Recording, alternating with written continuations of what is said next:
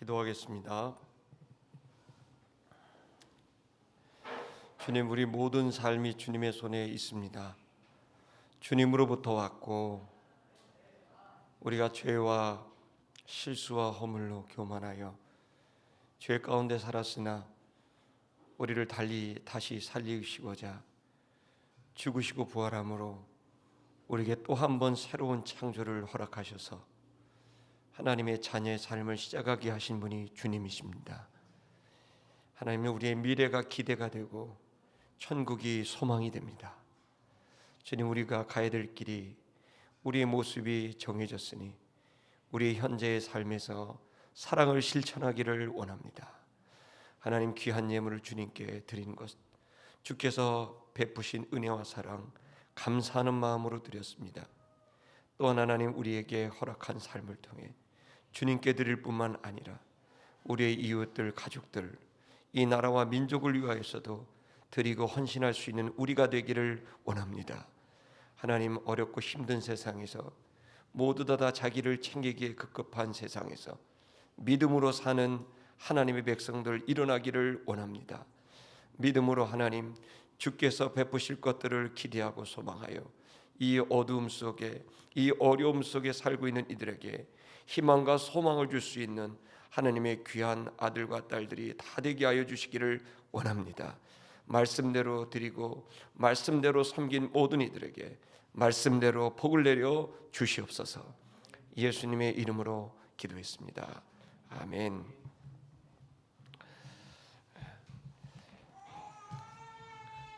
오늘 애기 울죠?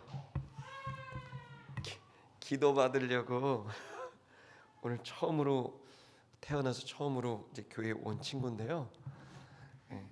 저렇게 눈물로 이렇게 예배를 드리고 있어갖고 참 감사하네요. 그래서 조금 안정되면 예배 중간에 꼭 축도 전에 기도하면 좋겠어요.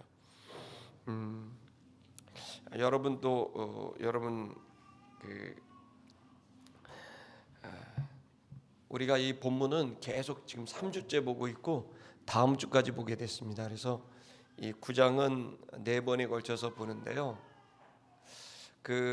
오늘도 예수님이 대화하신 내용은 없고 바리새인들과 그리고 또 나면서 속용된 자가 대화하는 내용입니다. 이 대화의 내용은 여러분 아시겠지만 예수님이 이 땅에 오셔서 여러 가지 기적을 행하셨지만 그 중에 9장은 보지 못하는 사람을, 태어나서 한 번도 뭔가를 보지 못했던 그 사람을 보게 하시는 그러한 기적을 통해서 우리들이 이 땅에 사는 사람들이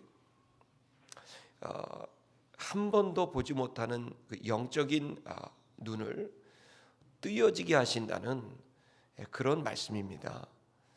여기에 있는 바리새인 사두개인들은 성경 박사들입니다. 최고의 엘리트들이고 이 사람들에게 성경은 또 하나님은 매우 익숙하고 잘 아는 영역입니다. 그러나 이 본문을 통해서도 우리가 알 수 있듯이 그들은 그래서 성경을 안다고 생각했고 하나님을 안다고 생각했지만 그것은 그들이 지식적으로 알았을 뿐이지 실제로 인격적으로 안 것이 아닌 일방적인 알미였다는 거죠. 그러니까 실제로는 그냥 안 게 아니라 그냥 지식을 알고 있었다는 겁니다. 오늘 이 본문의 말씀을 통해서 이 사람들이 결국엔 어디까지 가냐면 이 메시아 그리스도 예수를 죄인이다라고까지 말을 합니다. 결국 예수를 십자가에 못 박는 일에까지 이르게 됩니다.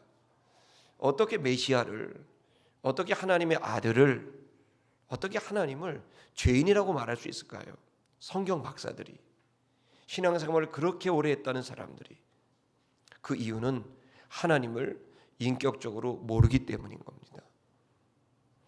이 시간 여러분이 교회를 오고 성경을 알고 공부를 하고 가르칠 수도 있고 교수가 될 수도 있습니다.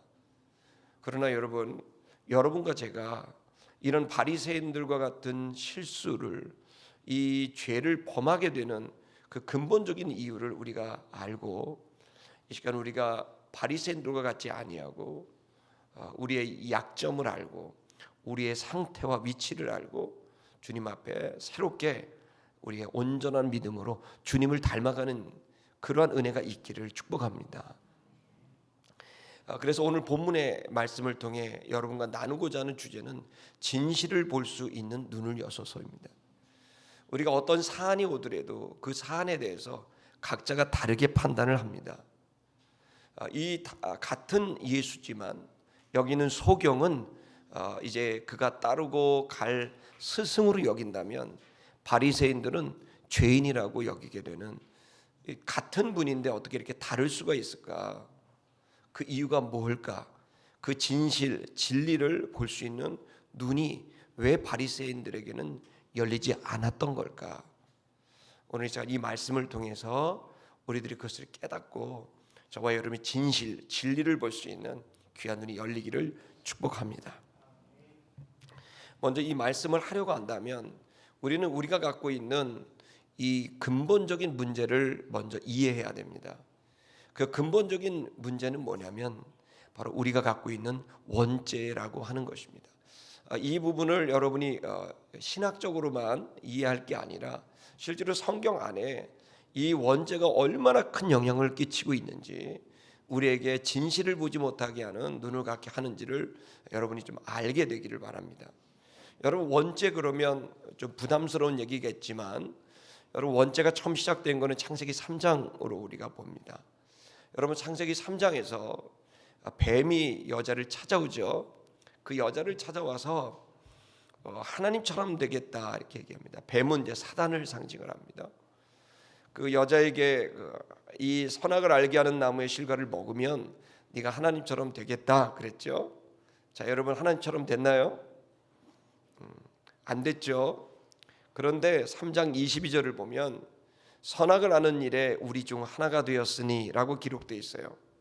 우리 중 하나가 되었다는 말은 우리는 성부, 성자, 성령이에요. 자, 하나님이죠.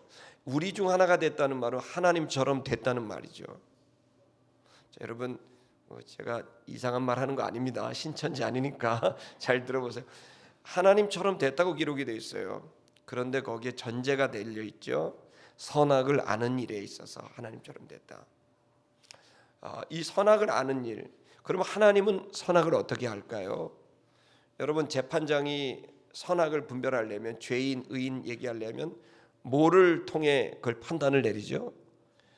법전을 통해서, 이제 법을 통해서 판단을 내리죠. 자, 그러면 하나님은 뭐를 통해 선과 악을 구분할까요? 하나님 자신입니다.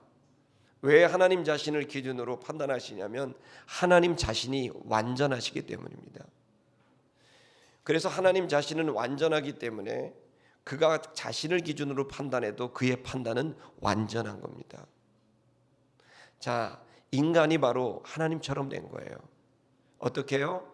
인간이 하나님처럼 자기 자신을 기준으로 선과 악을 판단하는 거죠. 이 내용은 너무너무 중요한 내용이라 여러분이 좀 다시 한번 귀담아 듣기를 바랍니다. 여러분, 인간이 하나님처럼 됐어요. 자기 자신을 기준으로. 자, 여러분, 저를 좀 보세요. 제가 좀 키가 커요, 작아요? 대답을 안 해요. 왜? 아침에 김성호 집사님이 일부 예배 때 커요 그러시더라고요. 그래서 제가 왜 그래요? 김성호 집사님이 저보다 키가 작으시거든요. 그러니까 그분이 볼 땐 제가 큰 거죠. 자, 여러분, 서장훈 씨가 저를 보면 목사님 좀 아담하시네요. 그럴지 모르죠. 여러분, 제가 피부색이 까매요, 하얘요? 그 여러분의 생각이고요. 저기 필리핀 이런 데 가면요, 제가 백옥입니다. 할렐루야. 얼굴이 뽀얗습니다. 모두 다 그냥 판단이 되죠. 자, 제가 착해요? 아니면 좀 나빠요? 나빠요. 나쁘다는 얘기다 처음 들었어 지금. 근데 어쨌든 이렇게 예의가 없는 청년이 이렇게 막대하고 있는데요. 저 나쁘다 그럴 수도 있죠. 또 좋다고 그럴 수도 있어요. 자, 어떤 목사님이 있는데 날마다 성경을 가르쳐 주고요, 청년들 만날 때 격려해 주고 축복해 주고 밥도 사고요, 장학금도 주고 막 그래요. 좋은 목사님이에요, 나쁜 목사님이에요? 좋은 목사님이에요? 신천지가 그러거든요. 무슨 얘기냐면 우리는 들으면 그냥 판단을 해요. 나도 모르게 좋은 목사. 근데 나중에 알고 보니까 신천지인 거죠. 나한테 잘해주면 좋은 사람이고요. 나한테 좀 섭섭하게 하면 좀 안 좋은 사람이죠. 자기 기준에 맞으면 좋은 사람이고요. 자기 기준에 안 맞으면 좋지 않은 사람이에요. 미안한데 우리가 그런 진짜 문제는 그걸 믿는다는 거예요. 그 판단을. 그래서 그 판단을 믿고 그것에 따라서 움직이는 거예요. 모든 걸 판단해요. 자, 여러분 우리가 그렇게 된 거예요. 그래서 그렇게 되면 더 문제는 뭐예요? 더 이상 하나님의 의견이 필요 없이 그냥 판단이 되는 거예요.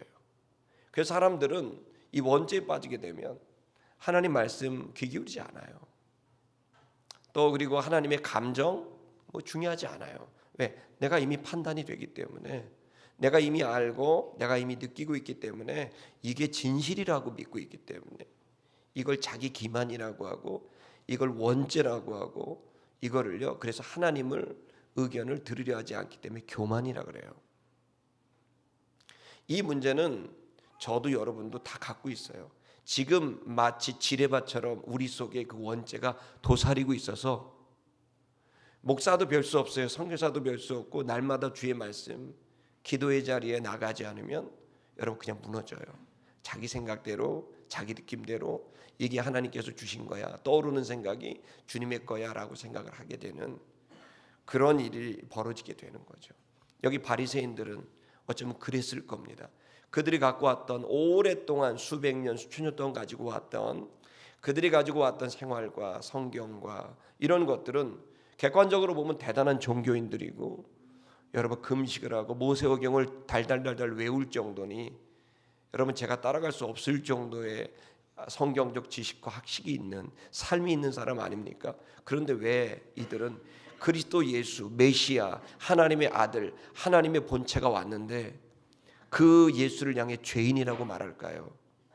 그것은 바로 그들이 하나님과의 인격적인 교제 일치, 즉 믿음이 없었기 때문입니다. 저는 이 시간 그들은 자기의 교리를 믿었을지 모르고 자기가 만들어 놓은 하나님 상을 믿었을지 모르지만 인격적인 하나님과의 교제에 있어서 그들은 놓치고 있지 않았는가 생각합니다. 오늘 본문의 말씀은 그겁니다. 믿음이라는 게 뭡니까? 하나님과 일치되고 하나가 되는 거예요. 우리는 영과 영, 하나님은 영이시고 우리의 영이 믿음이라는 걸 통해 하나가 되는 거거든요. 그래서 하나님의 존재, 그분의 인성과 내 인성이 만나게 돼서 그분의 것이 내 안에 영향을 줘서 내가 주님을 닮아가게 되는 것, 이것이 바로 신앙생활이거든요. 이 본문에서는 바리새인들은 그런 하나님과의 인격적 관계, 즉 영이신 하나님과의 인격적 관계가 아닌 그 율법을 연구했고 그걸 통해 방법을 고안해냈고 그걸 통해 생활을 만들었고 그대로 살면 그것이 하나님의 뜻에 맞는 삶이라고 생각한 거예요. 그러나 그들에게는 주님이 옆에 계신 분, 내 안에 계신 분, 나와 함께 하시는 분이 아닌 거죠. 그냥 내가 어떤 그 하나님 앞에 잘 살아야만 되는 그런 종교적인 그런 삶으로 자신을 드리는 거였던 거죠. 자, 그래서 정작 그 실체가 왔는데 못 알아보는 거예요. 그가 전해진 편지만 연구했지 그분과 교제를 하지 않으니 막상 그가 왔지만 알아보지 못하고 오히려 그를 잡아 죽이는 죄를 범하게 된 거죠. 아름다운 성도 여러분, 이 시간 이 말씀을 시작하면서 저는 여러분에게 또 저 자신에게 주님과의 인격적 관계에 대한 심각한 고민이 있게 되기를 바랍니다. 주님은 정말 내게 살아계신 분인가? 정말 주님은 나와 지금 교제하고 동행하시는 분인가? 내가 세상 끝날까지 항상 너희와 함께 있으리라고 하셨는데 그럼 난 주님과 동행하고 있나? 이 시간 저와 여러분이 오늘 이 예배를 통해서 주님과의 인격적 교제가 회복되게 되길 주 이름으로 축복합니다. 한번 좀 보십시다. 24절을 보면 이에 저희가 두 번째 사람을 불렀다. 두 번째 왜 사람을 부를까요? 이유는 바리새인들이 자기들이 원하는 답을 듣고 싶어서 자꾸 부르는 거예요. 바리새인들은 자기가 답을 정해놓고 있어요. 하나님은 이런 분이다. 하나님을 대하는 건 이렇게 하는 거다. 그러면서 자기 나름대로 교리를 만들어 놓고 하나의 그런 원리를 만들어 놓고 도구마를 만들어 놓고 그리고 계속 그것이 이루어질 때까지, 충족될 때까지, 자기가 원하는 답이 나올 때까지 계속 질문을 던지고 틈을 찾고 공격을 하는 거죠. 진실을 알고 싶은 게 아니라 자기가 가지고 있는 것을 계속 주장하고 싶은 거예요. 하나님과의 인격적 관계 속에서 이것은 분명히 부서질 수밖에 없는 내용임에도 불구하고 그들은 그 율법의 조항들을 신념화하고 교리화하고 생활화하고 이것이 절대적인 것이라고 이렇게 신념을 갖고 있었던 거죠. 그러나 여러분, 그것은 하나님이 갖고 있는 원래의 그 진실, 진리와는 거리가 있는 내용이었던 거예요. 우리도 어쩌면 우리의 고정관념, 선입견, 편견 이런 것들로 진실에 다가가지 못하는 우리들의 모습이 있을 수 있어요. 좀 더 보겠습니다. 소경이 되었던 사람입니다. 그들이 그에게 말했습니다. 너는 하나님께 영광을 돌리라. 얼마나 아름답습니까? 바리새인들이 이 소경에게 말하는 거예요. 하나님께 너는 영광을 돌려라. 얼마나 좋은 얘기입니까? 그러나 이들이 하나님께 영광을 돌리라고 말해놓고 그 뒤에 뭐라냐? 우리는 알고 있다. 저 사람, 즉 예수가 죄인이라는 사실을 우리는 알고 있다라고 말하는 거예요. 자, 그들은 이중적인 하나님께 영광을 돌려라라고 얘기했고, 그 다음에 자기들이 하나님께 영광을 돌린다라는 자기 생각들 속에서 하나님을 안다고 생각했고, 그 자기들이 아는 하나님으로 봤을 때 이 예수는 죄인이다라고 말을 하는 거예요. 그러니까 여러분, 이것은 어쩌면 우리가 계속 뭔가를 만들어내는 추론하다 보니 결국은 진실하고는 거리가 있는 그런 결과를 가져오게 되는 그런 결과물이죠. 지금도 많은 사람이 하나님을 오해하죠. 그리고 또 신앙을 오해하죠. 그리고 신앙이 어떻게 되는지를 모르며 교회를 다니기도 하죠. 그런 면에서 가장 중요한 신앙의 기본은 주님을, 영이신 하나님을 인격적으로 대하는 일입니다. 이것이 가장 중요한 일입니다. 그 주님을 대하는 방식이 믿음입니다.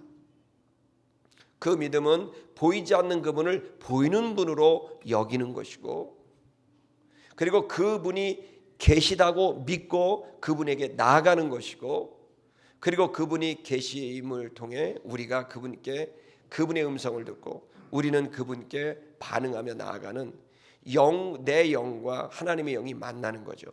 어차피 내 영도 안 보이고 하나님의 영도 안 보입니다.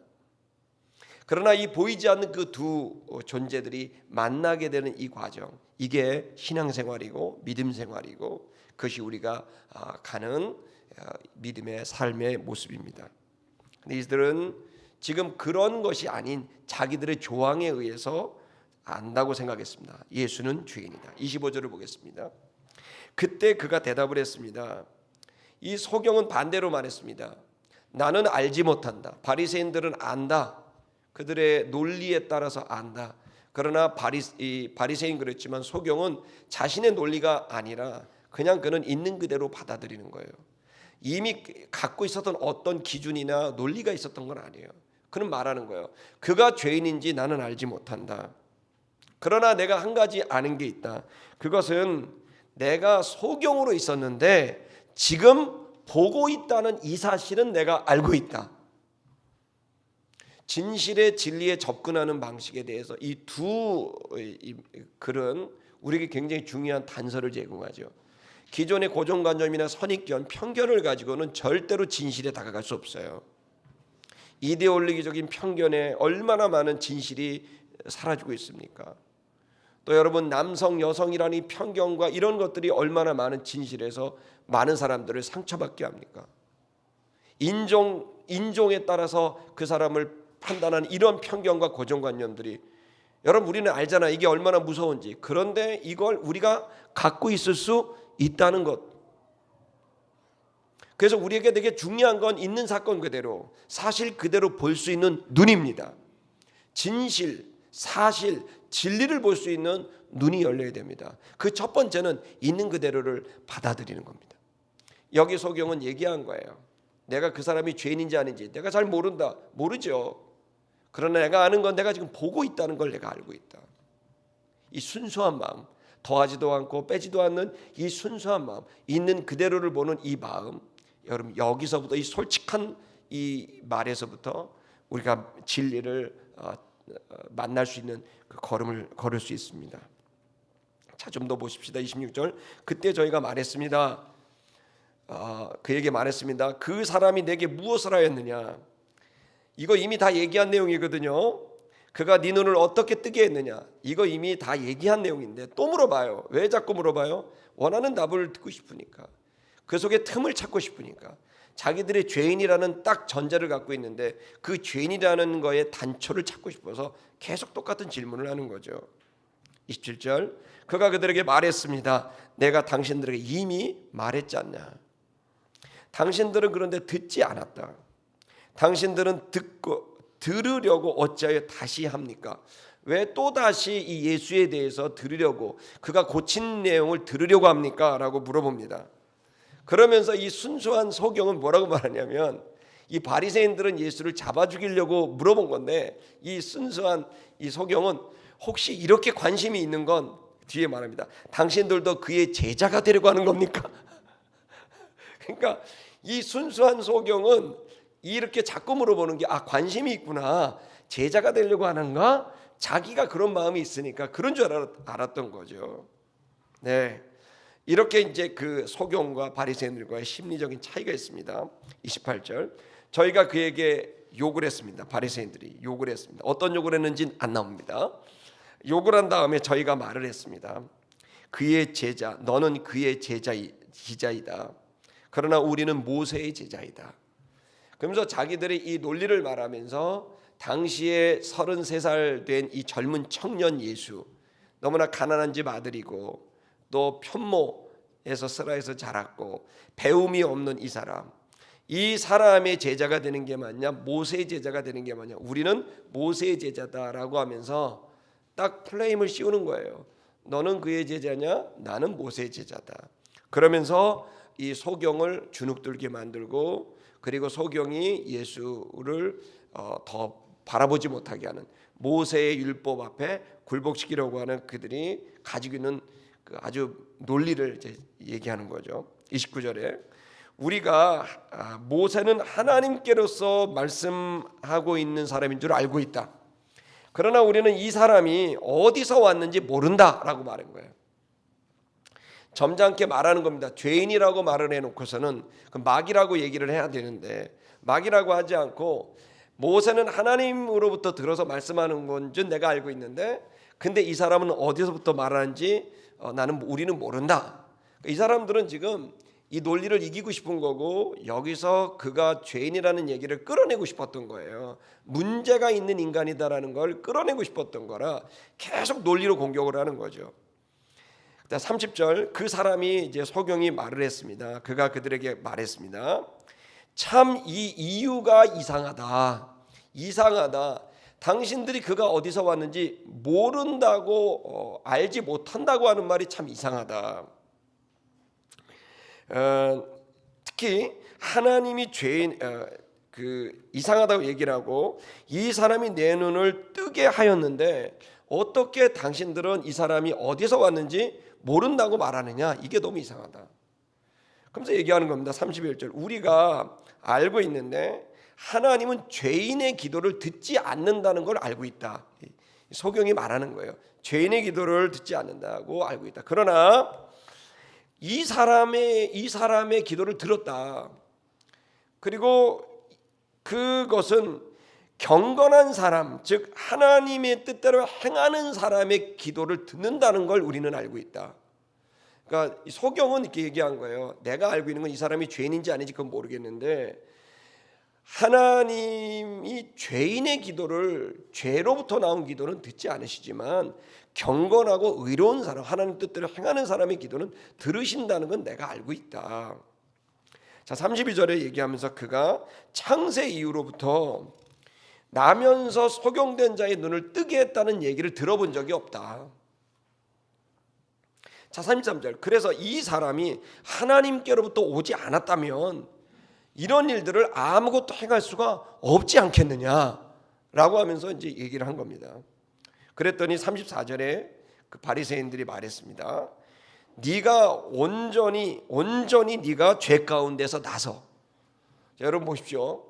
이 바리새인들은 이미 다 미리 고정관념을 갖고 있는 거예요. 이 사람이 태어날 때부터 소경이니까 뭐 때문에 이랬다? 죄 때문에 그랬다는 거예요. 그러니까 그 논리를 딱 갖고 있는 거예요. 네가 이렇게 된 건 죄 때문이야. 범죄했네. 회개할 게 있어. 회개해야 돼. 이거죠. 바리새인들의 논리가 그거예요. 근데 이 얘기를 그대로 여러분 2주 전에 예수님 뭐라고 하셨습니까? 이 사람이 이렇게 나면서 소경된 이유는 하나님이 하실 일을 나타내게 하기 위해서 이렇게 됐다고 말씀하셨거든요. 죄 때문이라고 한 게, 그러니까 제자들이 누구 죄 때문에 이렇게 됐습니까? 그랬더니, 그러니까 그들이 갖고 있었던 생각은 죄를 범하면 병들게 돼 있고 죄의 저주로 인해서 고통받게 돼 있다고 하는 생각을 갖고 있었는데, 예수님은 그게 진실이 아니었다는 거예요.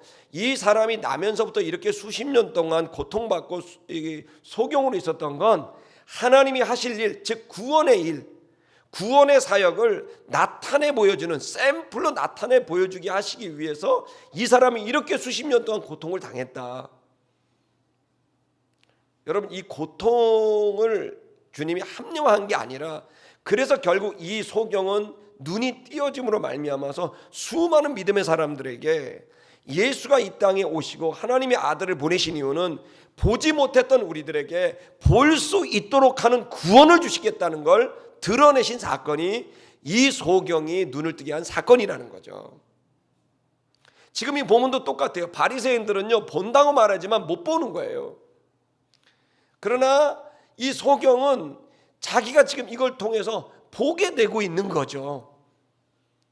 이것이 성경 공부가 아니었었던 거예요. 종교 생활이 아니었던 거예요.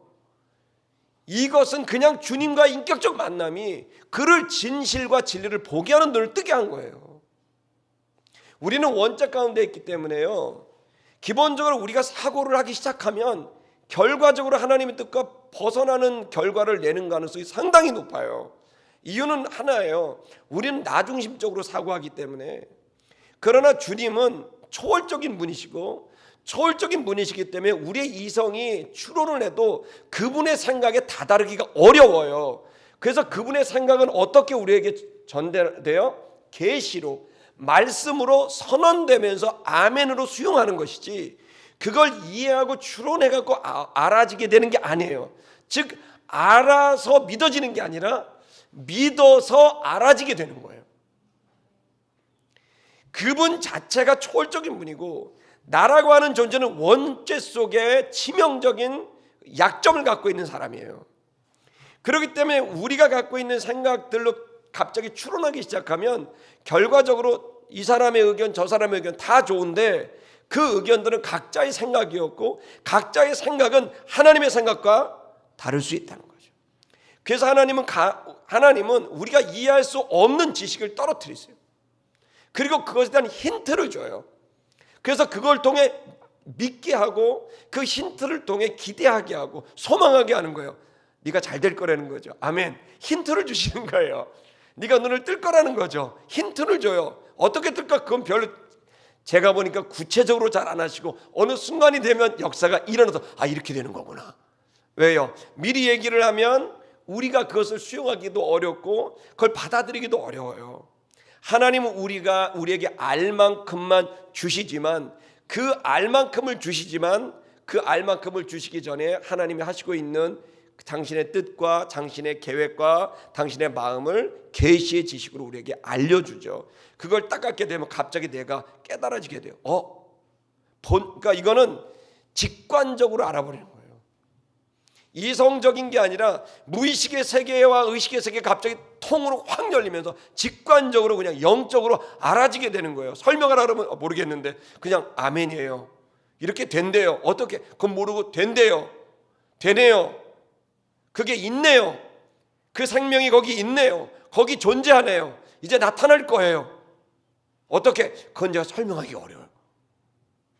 그래서 마치 허언증 환자처럼 비칠 수도 있고 이성이 좀 이상한 사람처럼 보일 수도 있고 어떠면 대단히 독선적인 사람처럼 비칠 수도 있지만 하나님이 그의 뜻을 보여주실 때는 그 초월적인 저 미래에 대한 것이기 때문에 그때까지는 이해하기가 어려운 그런 말씀을 주어주실 때가 많습니다.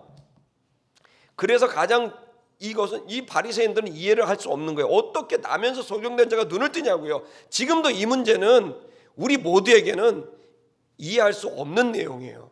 이해할 수 없는 이 내용이기 때문에 계속 질문을 던질 수밖에 없고, 그러니 그것이 자기 이성에 부합하지 않으니 의심할 수밖에 없는 거고 부정할 수밖에 없는 거라는 거죠.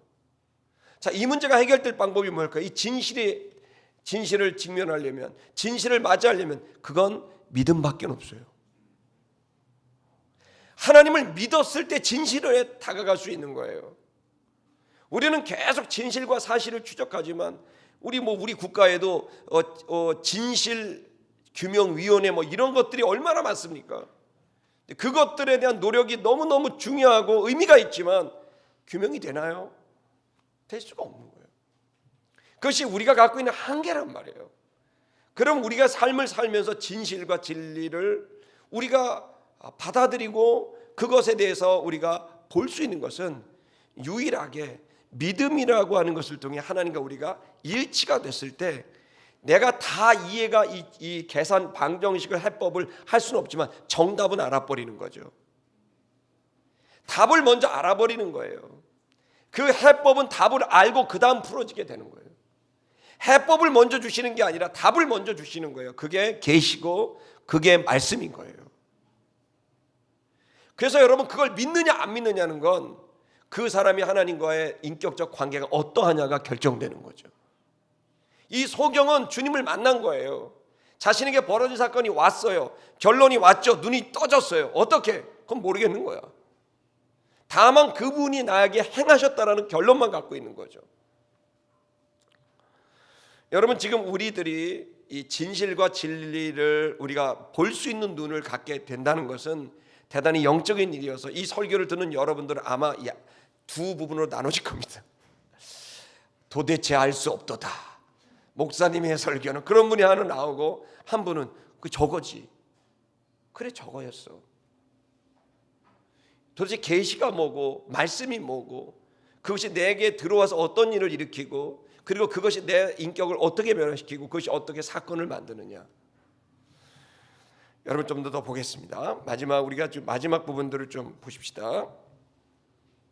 자, 아무것도 했더니 네가 죄 가운데 있다고 아주 정죄를 하게 됐고요. 그 다음에는 우리를 가르치느냐 공격하게 됐고요. 마지막엔 그 소경을 그들이 있는 곳에서 쫓아내 버렸어요. 그리고 끝나요. 다음 주는 그 다음에 이제 예수님이 바톤을 받아서 어떻게 이야기하시는지의 내용이 이제 나오게 됩니다.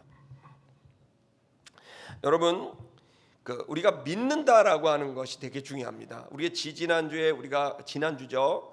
우리가 이제 그 믿음에 대한 주제를 갖고 말씀을 나눴습니다. 여러분에게 나눴던 말씀을 여러분이 꼭 한번 보게 되기를 바랍니다.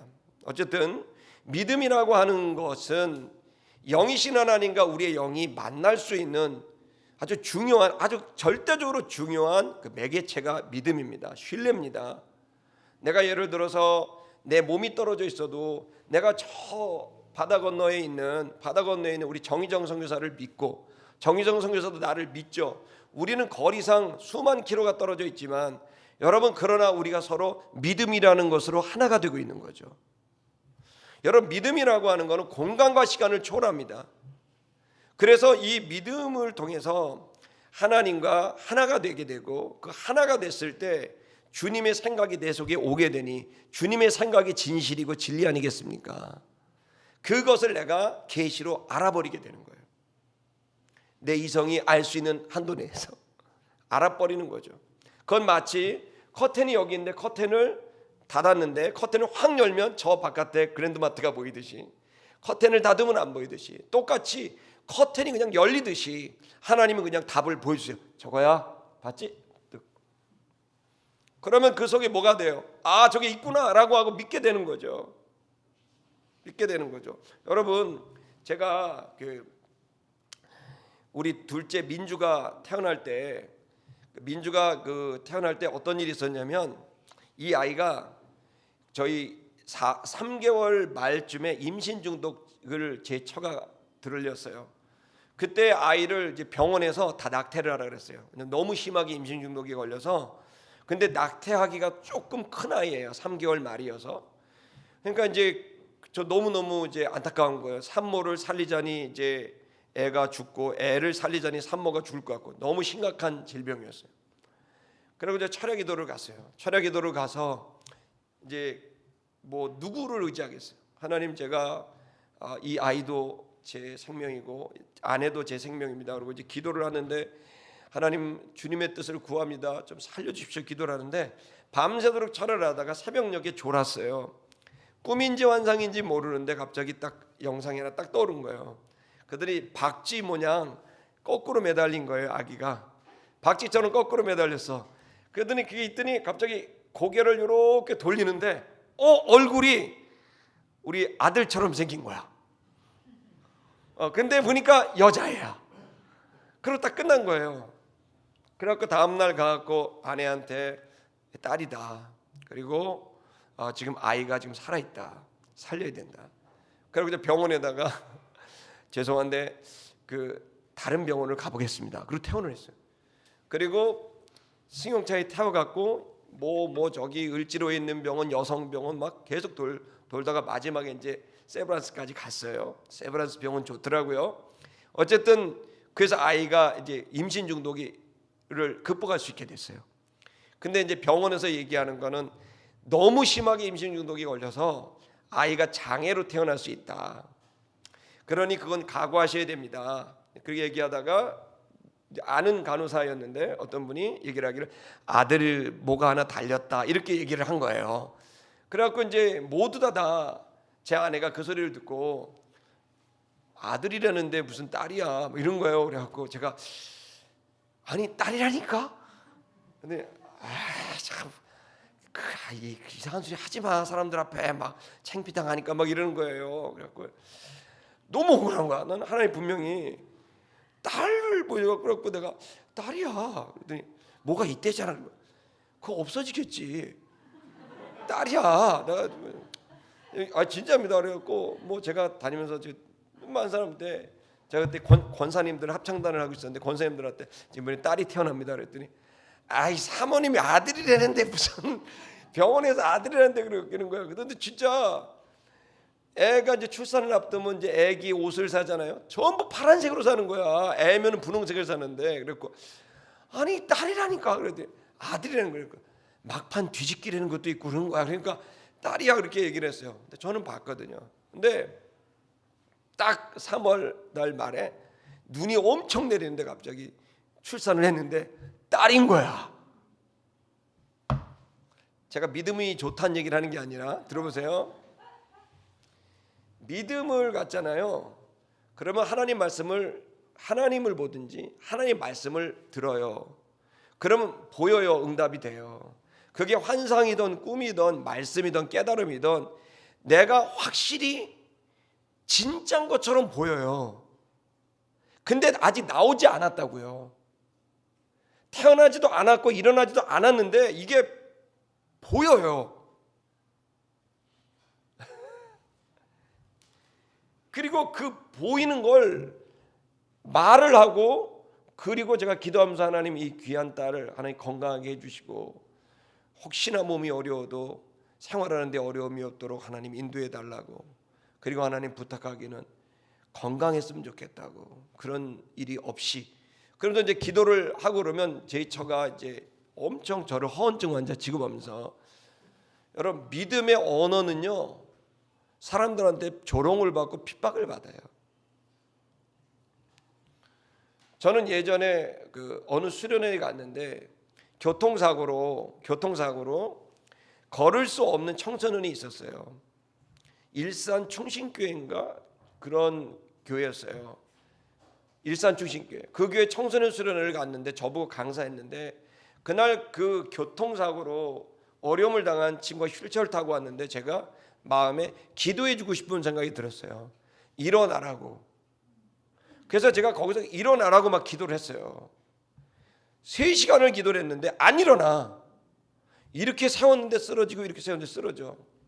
결국에는 못했어요. 그랬더니 그 이후에 저한테 완전히 쓸데없는 짓을 했다고 막 엄청 핍박을 당했어요. 왜 그런 걸 해서 애들한테 오히려 더 실망을 주냐고 막 제가 너무 너무 힘들었어 그때. 그나도 하나님 아니 일어난다 그래갖고 기도를 했는데 이런 개망신을 당하게 하시면 어떡하면 제가 어디 그 교회 근처를 가겠습니까? 그 교회가 그때부터 저를 한 번도 안 불렀어요. 그전에는 자주 불렀는데 그 사건 이후로 저를 안 부르는 거예요. 혼란을 일으킨 거야. 그리고 시간이 한참 지났어요. 그런데 제가 우리 이 교회에 있기 전에 저쪽 교회 지하에 있을 때 아니 어떤 친구가 휠체어를 타고 오는 거예요. 그래서 아유 거기서 본 듯한데 그랬더니 목사님 저 기억하시냐 그래갖고 기억이 안 나는데 그랬더니 딱 봤더니 기억이 나. 충신교회에서 내가 일어나라고 했었던 애인데 계속 자빠진 애야. 걔 때문에 내가 너무 창피를 당해가지고 아내가 기억한다고 그렇게 얘기를 했더니 그 친구가 눈물을 쫙 흘리면서 목사님 사실 그때 저도 실망이 컸어요. 그리고 그때 기도를 하면서 하나님 왜 이런 안 일어나나요? 이렇게 나도 일어나고 싶은데 그러면서 제가 너무너무 절망이 그 전부터 죽고 싶을 정도로 이 뛰어든 애가 교통사고 때문에 그러니까 얼마나 힘들겠어. 장애를 가지니까 너무 창피하기도 하고 자기가 불편하기도 하고 어렵다는 거예요. 근데 목사님이 와주셔갖고 그 기도를 해줬는데 진짜 기도 들을 때 일어난 줄 알고 자꾸 일어나려는데 안 되더래. 그래서 집에 돌아가갖고 어려움을 겪고 기도하고 있는데 하나님께서 자신에게 이렇게 얘기하셨다는 거예요. 너는 네가 몸이 일어나는 것보다 네 마음이 네 존재가 일어나게 되는 거 그거를 놓고 목사님이 기도해 주신 것이다. 그래갖고요 이 친구가 공부를 해갖고요 변호사가 됐어. 공부도 별로 하고 싶지도 않았고 그랬더니 친구가 그때 용기가 꺾여서 아무것도 하지도 않고 맨날 뭐만 먹기만 했는데 그 다음에 그 기도를 받고 자기 마음에 내가 몸은 이렇게 돼도 마음은 난 장애가 아니다. 그래서 일어나고 했다는 거예요. 이 아름다운 얘기를 여러분 기억하시기 바랍니다. 믿음은 내 생각과 방법과 아무런 관계가 없다는 것을 저는 알아요. 제 수도 없이 이런 간증들을 해줄 수 있어요. 여러분 하나님께서 우리에게 어떤 것을 말씀하실 때는 그냥 말씀하시는 것이 아니라 반드시 그것을 깨닫고 그러니까 그것이 사람들 진실이 아니라 헛된 생각이라고 생각하는 거예요. 여러분 지금 우리들이 아름다운 교회가 지금까지 얼마나 많은 기적을 보고 또 얼마나 많은 이야기가 기적 같은 얘기가 많습니까? 그러나 제가 안타까운 건 뭐냐면 적지 않은 신자들이 아직도 자기 삶에 있는 어려움들 자기 안에 내적인 그런 문제를 갖고 변화되지 않고 계속 그 자리에 머물러 있고 계속 다람쥐 쳇바퀴 돌듯이 예배당 안에서는 아멘하고 감격하고 힘을 얻는데 현장에 돌아가면 그 속에서 턱없이 믿음으로 승리하지 않고 그 낙심하고 하나님께서 그들에게 주신 그 승리를 경험하지 못하는 걸 제가 보게 됩니다.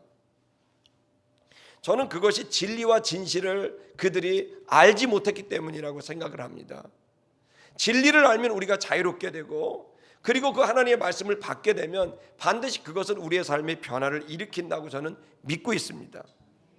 저의 질병의 시간들도 그랬고 목회의 시간들도 마찬가지입니다.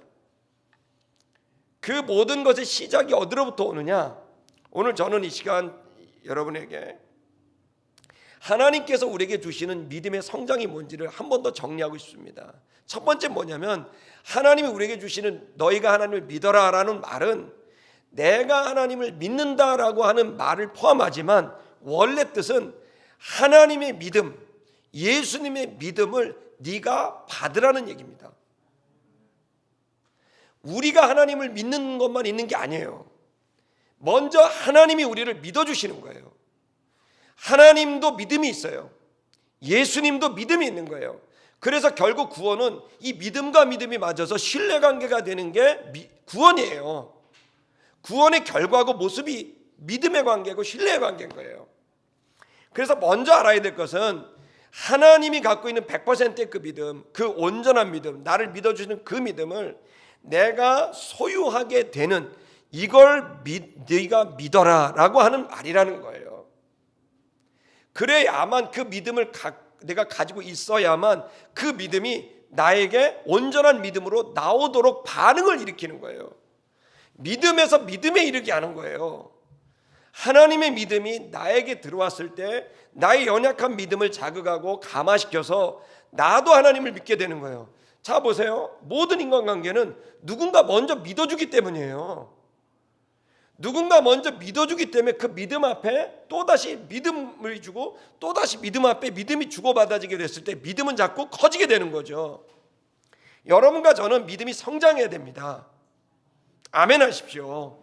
단순히 구원 얻는 믿음, 내가 예수 믿어요, 이게 믿음의 전부라고 생각하시면 안 됩니다.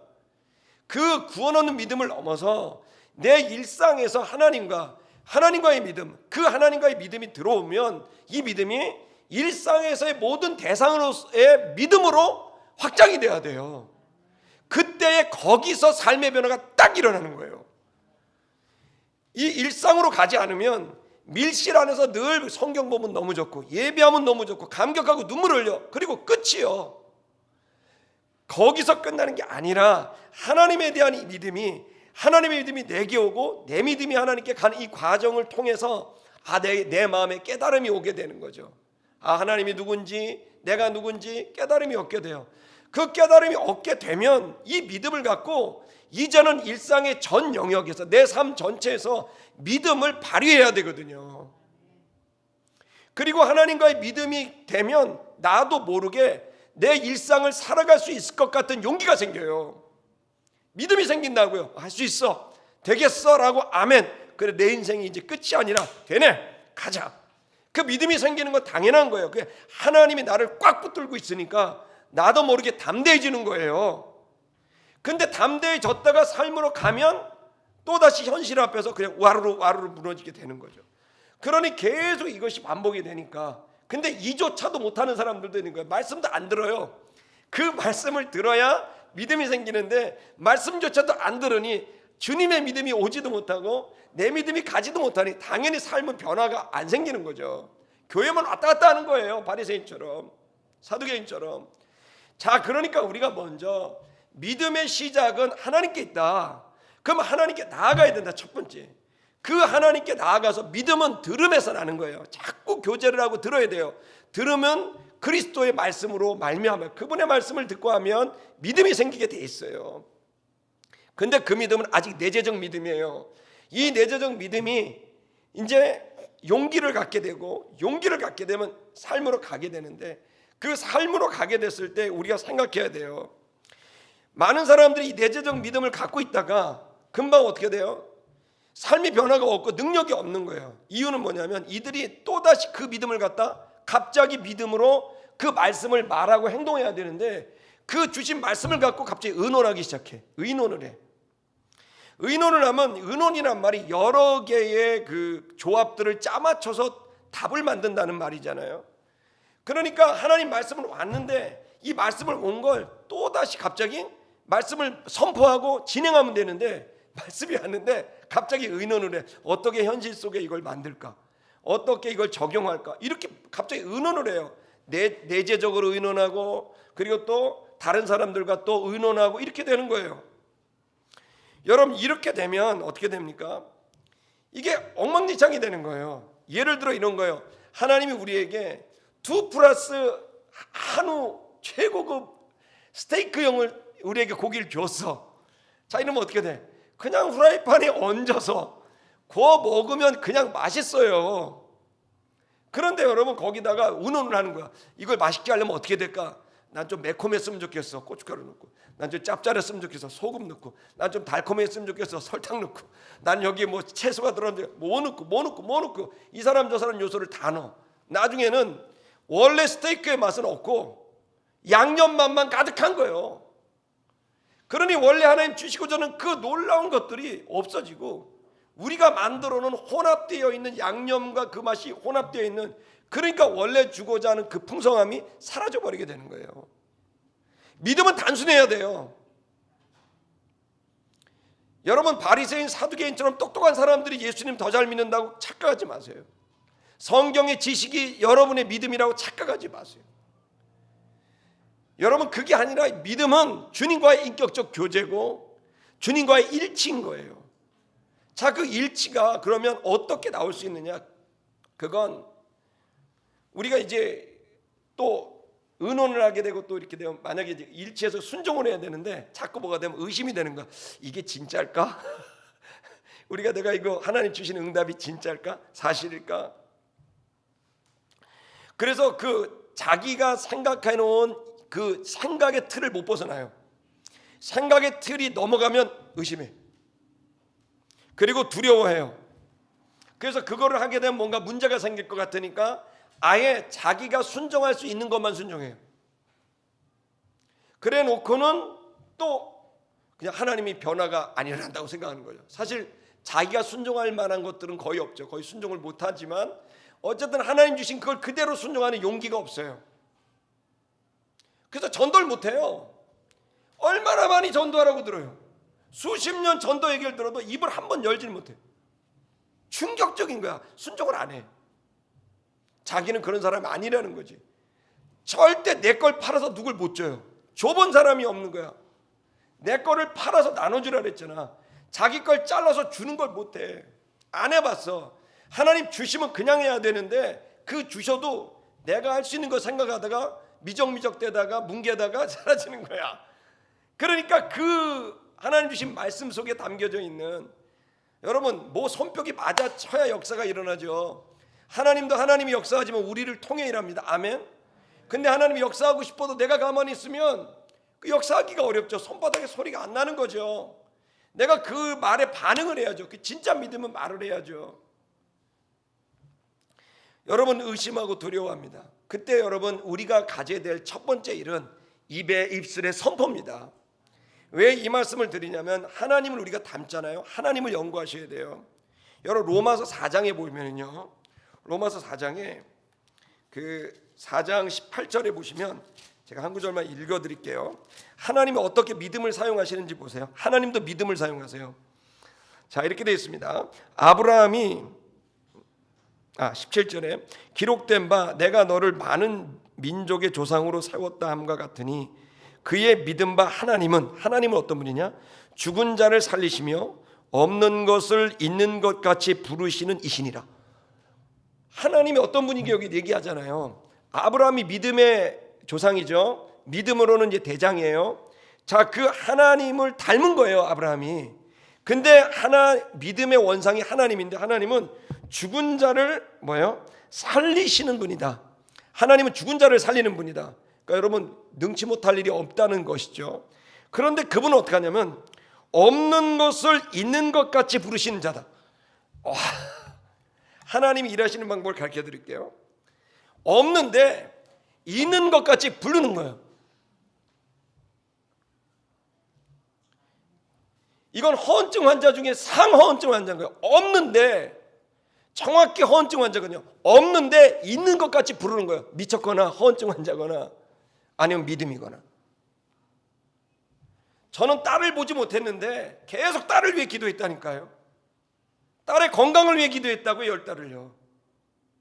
정확히 7달인데 안 봤죠. 딸은 아내의 태중에 있었죠. 아무도 딸을 본 사람은 없죠. 그의 존재 자체도 아들이라고 여겼죠. 대부분의 사람들은.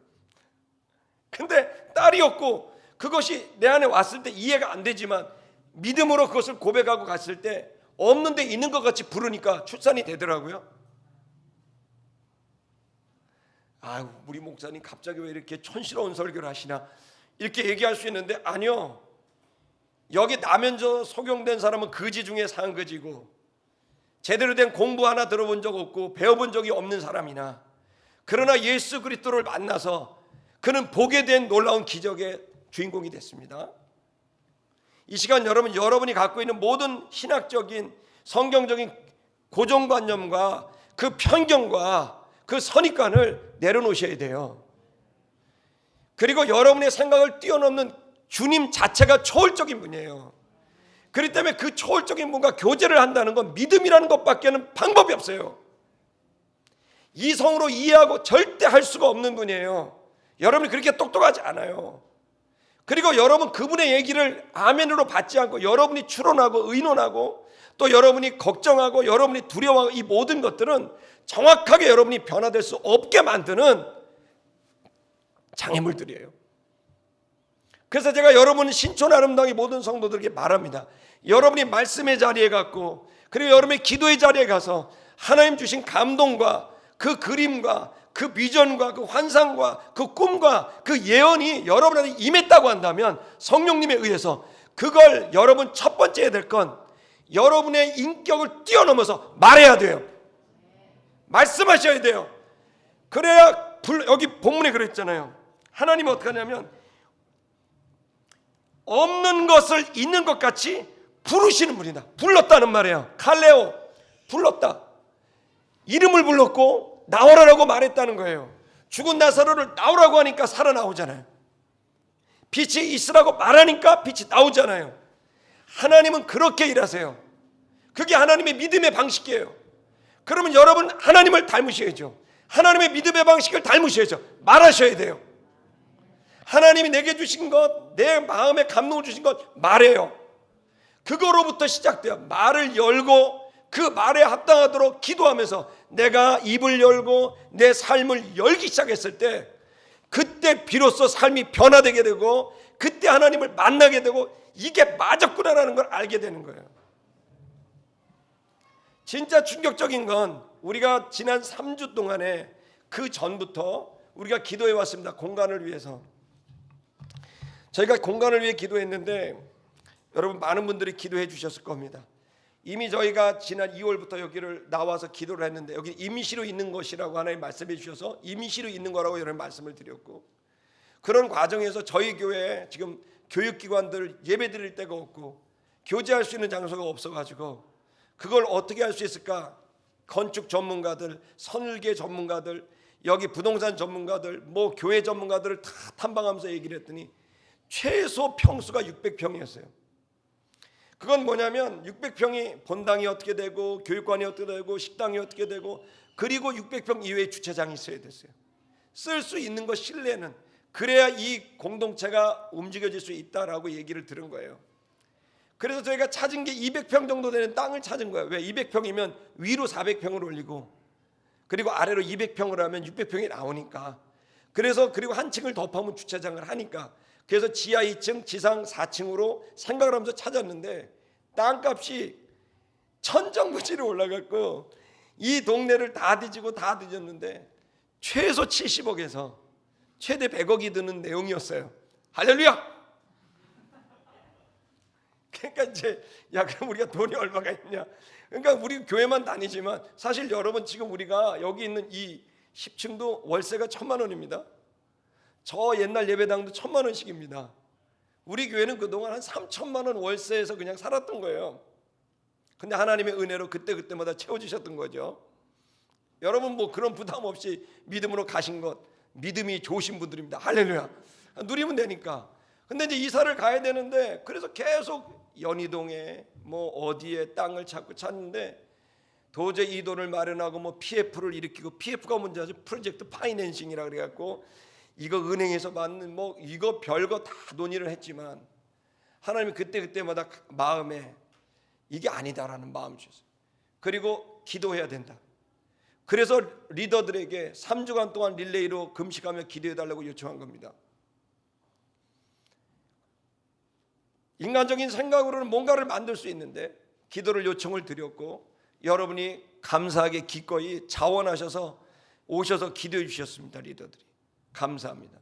그리고 고난주간 내내 많은 성도들이 또 모여서 같이 매일마다 기도했습니다. 근데 여러분 놀라운 일이 벌어지게 된 거죠. 여러분 어떤 일이 벌어지냐면요, 서부교회라는 곳에서 갑자기 담임 목사님이 사임을 하신 거예요. 14일 전에. 그리고 거기에서 그 교회는 10년 동안 너무 어려운 일이 많아서 교인들이 수백 명이 교회를 나가고 지금 남아있는 성도들이 30여 명이 남았어요. 그리고 대부분이 60세 이상들이에요. 왜 60세 이상이 남았냐면 그 교회를 개척하고 성장시켰을 때 젊을 때부터 다녔던 끝까지 이 재단을 지킨 사람들이에요. 다 떠나고 그분들이 남아서 기도하고 있는데 그나마도 마지막 온 목사님이 상의도 없이 그냥 사라져버립니다. 그래서 원로 목사님과 장로님들이 찾아와서 아름다운 교회에다가 우리 같이 교회를 무조건적으로 연합을 하면 어떠냐. 장소는 어디냐면 그 원효대교 밑입니다. 그래서 차를 타고 가면 주일날 승용차로 가면 한 15분 걸리고 올 때는 6분 걸리더라고요. 몇 번 다녀봤더니 강변도로 옆인데. 근데 거기 예배당을 이제 하자는 거예요. 그래서 이건 제가 혼자 할 수 없고 그동안 우리가 여러 차례 그런 일이 있었기 때문에 논의를 좀 해서 서류를 달라고 했더니 장로님과 원로 목사님하고 치리 목사님이 도장을 찍어서 어제 저녁에 주셨어요. 그래서 그냥 같이 교회를 하자. 근데 예배당이 다 낡아서 10년 동안 너무 어려서 본당 등이 다 나가고 본당에서 예배를 안 드린 지가 몇 년 됐대요. 근데 본당이 좌석이 900석이에요. 900명이 앉을 수 있는 좌석이에요. 그리고 이제 교육관이 1층과 반지하가 있고 주차장이 있고 또 넓은 공터가 있고 거기가 이제 한강 바로 앞이고 육상 빌딩 건너편에 있어요. 가시다가도 보여요. 거기 왔어요. 근데 여러분, 제가 여러분한테 얘기하고 싶은 건 이제 그 서류가 왔으니 얘기를 합니다. 저희들이 원했던 평수가 600평인데 620평입니다. 그것도 주차장 제외해서. 아멘 안 하십니까? 시가가 얼마인 줄 아세요? 300억 원이래요. 그 목사님이 그걸 팔아먹으려는 성도들과 싸우고 끝까지 지켜서 이건 예배당이기 때문에 팔 수가 없다. 그래서 끝까지 지켰는데 그 과정 중에 다툼이 일어났고 다 나가고 이제 성도 30명이 그걸 지키고 있어요. 여러분, 그래서 저는 이 서류가 와서 조만간에 정상적인 절차를 거쳐서 저희들이 그 교회에 들어가고 신촌여기도 유지가 되고 거기도 되고 여기는 청년 대학생 사역이 있고 거기는 가정사역과 교회 전체 마더처치로서의 기능을 할 수 있는 기회가 열리게 되기를 기대합니다. 근데 참 놀라운 건 우리가 그렇게 기도했는데 기도의 응답이 왔을 때 기쁨으로 아멘. 우리는 하나님이 늘 우리의 생각을 뛰어넘는 우리의 재정으로는 할 수 없는 것들을 행하여 주십니다. 여러분 다시 한번 여러분의 부탁드립니다. 하나님은 살아계십니다. 그리고 여러분이 아셔야 될 건 이러한 기적을 봤을 때 믿음으로 책임감 있게 응답하셔야 됩니다. 그 책임감 있게 응답하는 건 헌신입니다. 하나님이 은혜로 주신 건 우리에게 책임을 요구합니다. 아름다운 교회 성도 여러분, 저는 여러분이 여러분의 삶과 여러분의 개인의 삶과 여러분의 가정과 일터에 하나님의 이 믿음에 대한 능력들이 없는 것을 있는 것으로 여기며 불러냈다는 거예요. 왜 이 믿음이 없냐고요? 왜 통장잔고가 없는데 그것이 있다고 믿지 못하냐고요? 왜 나에게 사람들이 없는데 있다고 믿지 못하냐고요?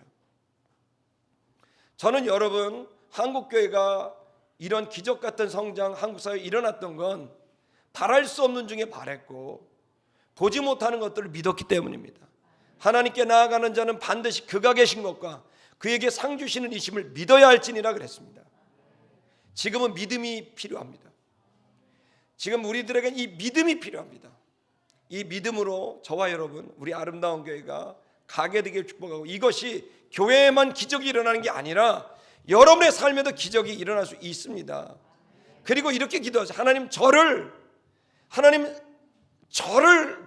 제가 당신의 자녀인데 저를 좀 쓰십시오. 제가 한 번밖에 없는 인생을 좀 값어치 있게 쓰십시오. 주님, 제가 믿음을 드립니다. 제가 당신을 믿습니다. 그러니 저를 제발 값어치 있게 사용해 달라고 믿음으로 여러분이 나아갈 수 있기를 주의 이름으로 축복합니다. 노래하십시다. 우리 옆에 사람 보면서 인사하겠습니다. 힘내세요. 주님이 함께 하십니다.